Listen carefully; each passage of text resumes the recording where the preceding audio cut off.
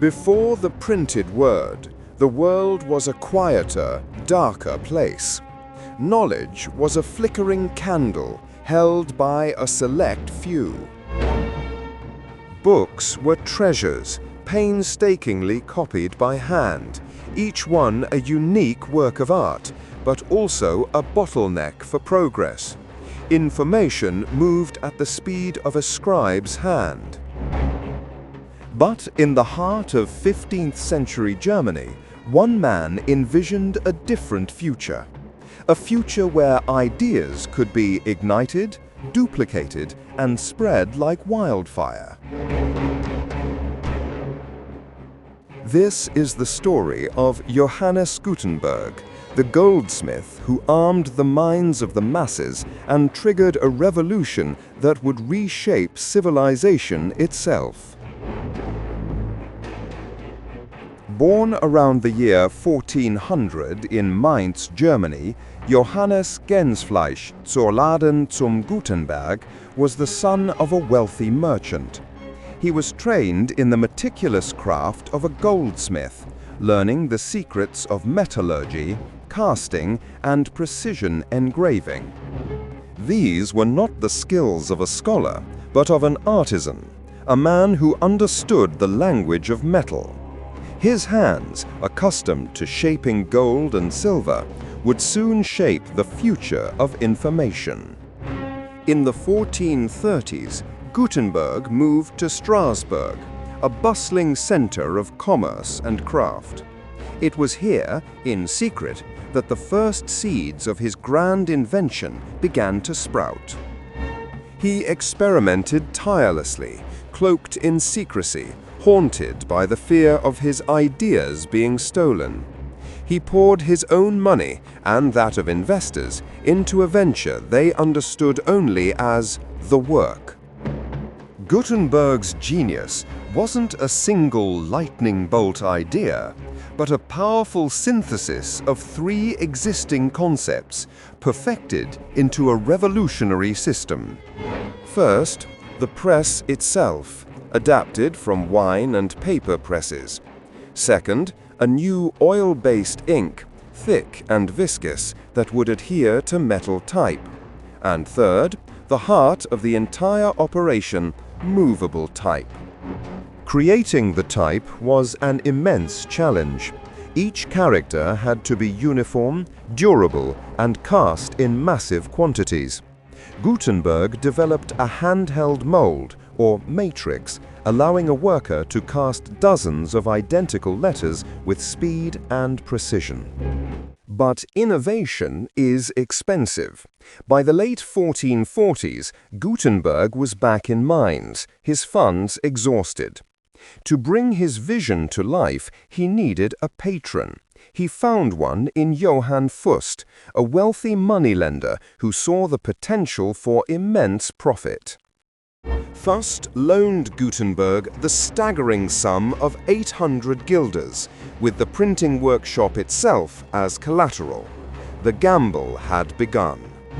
With Fust's capital secured, Gutenberg and his skilled assistant, Peter Schoffer, set to work on their magnum opus, a book of unparalleled beauty and significance that would prove the power of their new technology. Their chosen text was the Bible, the most important book in the Christian world.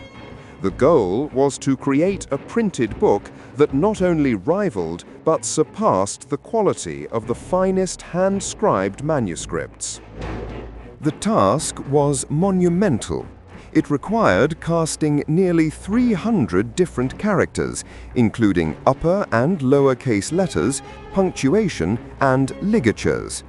They designed a new typeface, now known as textura, to mimic the formal, elegant script of the time. Over 2 years, the team worked relentlessly, printing 1,286 pages for each copy. It is estimated they produced around 180 Bibles, a feat that would have taken a single scribe a lifetime to complete. The result was a masterpiece. The Guten Bible, also known as the 42-line Bible, was a triumph of art and engineering. The lines were perfectly justified. The ink was a deep, rich black, and the pages were often illuminated by hand after printing, blending the old world with the new. But just as their masterpiece was nearing completion, disaster struck. Johann Fust, impatient for a return on his investment, sued Gutenberg. The year was 1455. Gutenberg lost everything: his press, his type, his workshop, and even the nearly completed Bibles. He was left bankrupt and broken. Though he lost his business, Gutenberg's invention could not be contained. The secrets of the printing press were out. His former employees and others who learned the trade scattered across Germany and then Europe, setting up their own presses. The trickle of information had become a flood. This was the start of the printing revolution. The impact was immediate and irreversible. The cost of books plummeted, making them accessible to merchants, students, and a growing middle class. Literacy rates began to climb. Martin Luther's 95 Theses, printed in 1517, spread across Germany in weeks, sparking the Protestant Reformation and shattering the unity of Christendom. The Church's monopoly on information was broken forever. Science and philosophy flourished. Copernicus could distribute his heliocentric model, Vesalius his anatomical studies. The scientific revolution was powered by the press, as scholars could now build upon the shared, printed knowledge of their predecessors.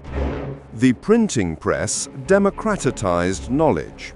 It empowered individuals to read, to question, to think for themselves. It laid the foundation for public education, representative government, and the modern concept of an informed citizenry. Johannes Gutenberg's final years are shrouded in some mystery.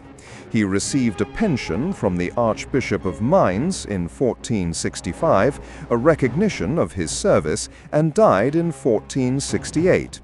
He was buried in a local church, which was later destroyed. His grave is now lost.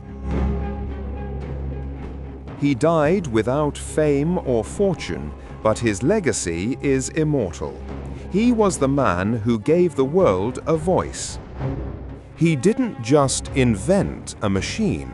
He unleashed the power of the human mind, creating a world he could never have imagined. A world built on the foundation of the printed word. Before Gutenberg, knowledge was painstakingly copied, often error-written, and limited to the privileged few. His ingenious press didn't just print pages, it printed an entirely new future, one where ideas could spread like wildfire, where education became accessible, and where the seeds of modern science, art, and democracy truly took root. He armed the minds of the masses, and in doing so, printed the world we know today. We hope you've been as fascinated as we are by the man who sparked the information revolution. Uncovering these pivotal moments, the quiet breakthroughs, and the monumental figures that shaped our shared human story, that's the mission of the history of us all. If you want to continue exploring the groundbreaking inventions, the forgotten heroes, and the world-changing ideas that define our past, please subscribe to our channel now, and click the video on your screen to open another incredible chapter of history with us. We'll see you there.